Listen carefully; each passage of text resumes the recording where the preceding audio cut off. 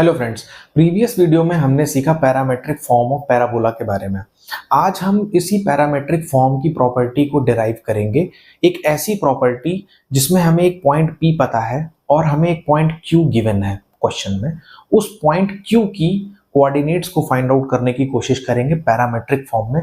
लेकिन दोस्तों यहाँ पर एक कैच है, ये जो पॉइंट Q है और P है, ये एक लाइन को ड्रॉ करता है और वो लाइन फोकस से होकर गुजरती है पैराबोला के। ठीक है, जैसा कि आप बोर्ड पर देख सकते हैं, हमने एक पैराबोला ड्रॉ कर रखा है y square 4 is equal to 4x के फॉर्म का। एक पॉइंट P एज्यूम कर रखा है और एक पॉइंट Q एज्यूम कर रखा है। ठीक है, और इस पैराबोला का फोकस है a,0 f(a,0). हमने एक लाइन ड्रॉ करी जो PQ को कनेक्ट करती है और इस फोकस से होकर गुजरती है। ठीक है, इस फोकस से होकर गुजरती है, f हम मान लेते हैं इसको। ठीक है, तो दोस्तों हमें इस Q के कोऑर्डिनेट को फाइंड आउट करना है T के फॉर्म में।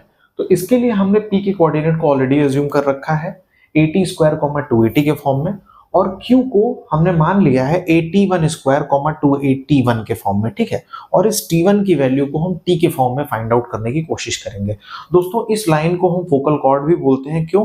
क्योंकि ये एक ऐसी कॉर्ड है जो पैराबोला को दो पॉइंट्स पे टच करती है और फोकस से होकर गुजरती है, इसलिए इसको हम फोकल कॉर्ड भी बोलते हैं। ठीक है, तो अब हम एक काम करते हैं, इस लाइन PQ की इक्वेशन को लिखते हैं। PQ की इक्वेशन क्या होगी? किन्हीं भी दो पॉइंट से होकर जाने वाली इक्वेशन को हम लिख सकते हैं। कैसे लिख सकते हैं?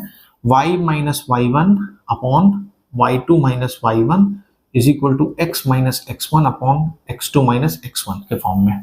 ठीक है, इस फॉर्म में हम लिख सकते हैं। चलिए दोस्तों, मान लेते हैं x1 y1 ये है, x1 y1, और हम मान लेते हैं x2 y2। ठीक है, ये मान लेते हैं।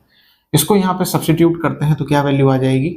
y माइनस y1 की वैल्यू क्या होगी? 2at upon y2 is 2at1 minus y1 is 2at is equal to x minus x1 is at square upon at1 square minus at square. ठीक है, अब दोस्तों ये जो लाइन आ रही है, ये जो इक्वेशन आ रही है, ये इक्वेशन है इस लाइन PQ की। ठीक है, अब ये लाइन फोकस से होकर गुजरती है a,0, तो इसका मतलब फोकस इस लाइन को सेटिस्फाई करना चाहिए।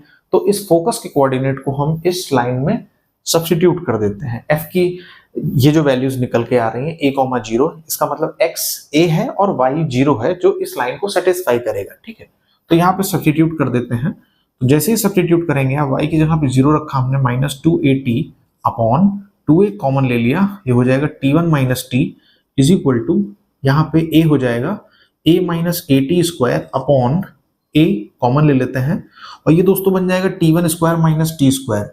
इसको हम a square minus b square की प्रॉपर्टी से खोल सकते हैं, t1 minus t into t1 plus t।